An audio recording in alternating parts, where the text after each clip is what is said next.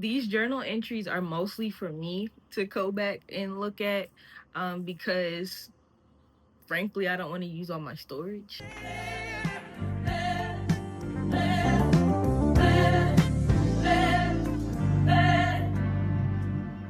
Also get to put a story together for myself and whatnot, whatever. But if you're watching this, I do pray that it helps you in some way. I don't know.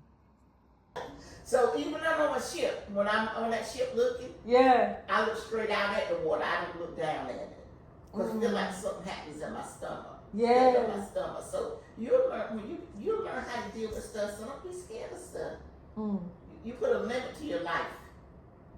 Not just life experience. And they got some good experiences. Yesterday I unexpectedly had church. We started talking about how she was going on a cruise. I said I would never be on a cruise. And God started speaking through her, because that is a reoccurring theme in my life. Letting my decisions be led by fear. Yeah, because I'll watch somebody get on a cruise ship and I'll be like, oh, that looks so much fun. Yeah. But I'm like, no, absolutely not. I'm not doing that. No, don't say you ain't gonna do that. No, don't. Hey, look, don't be negative. Yeah, I'm learning. I'm learning. Don't be negative, because you can do anything.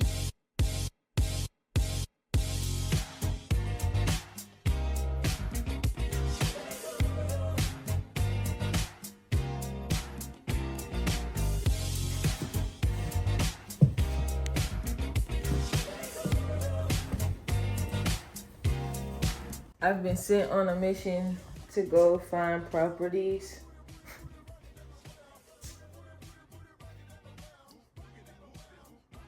I don't know what I'm doing. What am I supposed to be doing? We're just gonna figure it out, I guess. I'm not sure if I'm supposed to be acting like I know what I'm talking about or walking there sophisticated or whatever. I don't know. But Lord, I'm gonna pray right now, and I'm gonna pray before I get in there, because what in the F? Like, I don't even know what this is. Like, what am I doing? Literally, what am I doing? I'm not gonna stress about it. We just about to go.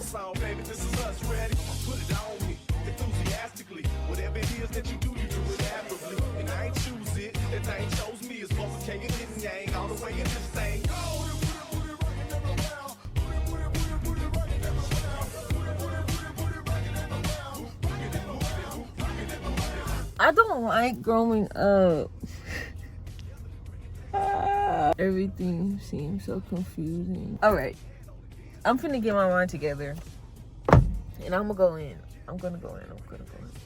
I just took off the little patch that was on my chin, and I wish I would have kept it on there now. I don't like how that looks. Ugh, my skin.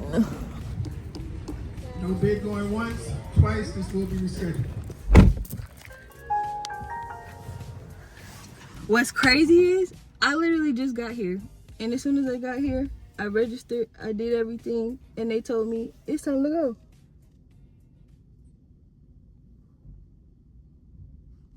So is it time to go or is it not? Because now I see people getting out the car. About to register. I'm confused. I've been trying different things to build my relationship with God.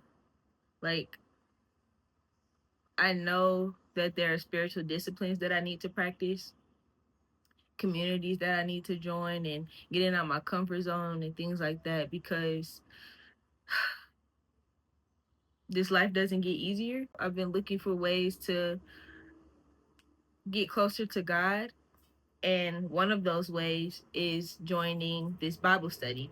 It is led by someone I've been listening to for a couple of years now, and seeing the community that she has built has truly been a blessing, because it shows me that it's possible. It won't be perfect, but it's possible to find people who are like you. And the last thing that we talked about was continuing to pedal. Continue pedaling because you're going uphill, and you can't stop pedaling when you're going uphill or you're going to fall back down. In order to keep pedaling, you have to pursue knowledge of God. And that has been something heavy on my mind and something that I want to continuously refer back to, because it is easy to put the Bible aside, put going to church aside, put joining and being a part of your community aside, because either life weighs you down or you feel like everything is getting repetitive, redundant. One thing that she said was, you can't exhaust the knowledge of God. He always shows himself differently than what you expect. Even if you know the lesson, even if you've been taught the lesson already, there's a reason why you're going back to it. So I've been really yearning for that knowledge, because I realized that is where the love will be, the love of God. We're taught to love God, but sometimes our heart can be separate from our actions. You could be playing church, but truly your heart isn't there. So it's like, what's the point? And you become numb to it. He tells you to do stuff and you really don't want to do it because you really don't love him. We mainly love what he does for us, and what he doesn't do for us, that's when we pull away. But having knowledge of him produces that true love for him, because you realize he is literally always there. He is literally always listening. No matter what man does, he is always there consistently. He has stood the test of time. So that's been interesting. And as you continue to love him, you trust him.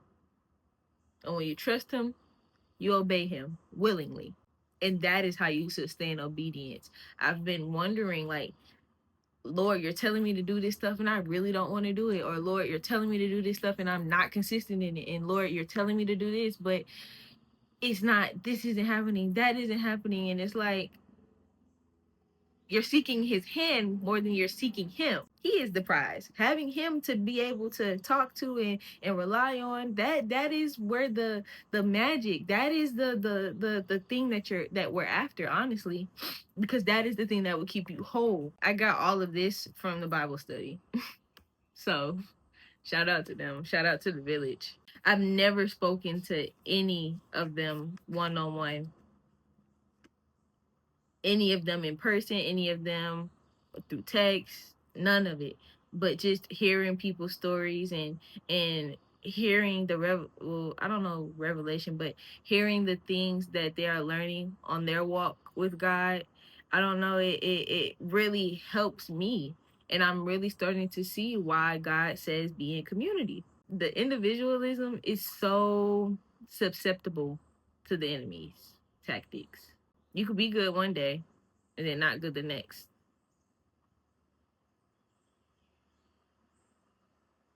And the community is the thing that helps you through that day that's not so good. Because you either remember what they say or you can reach out to them and they can encourage you. So yeah. This period of my life is very interesting, but I see God in it all, and that's all I can really ask for. I don't really have any advice for you. I don't know. I would say get yourself ready.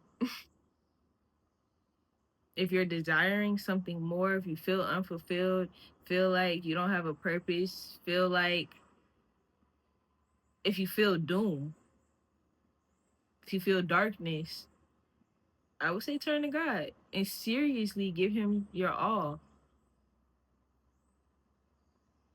Seriously give him your all.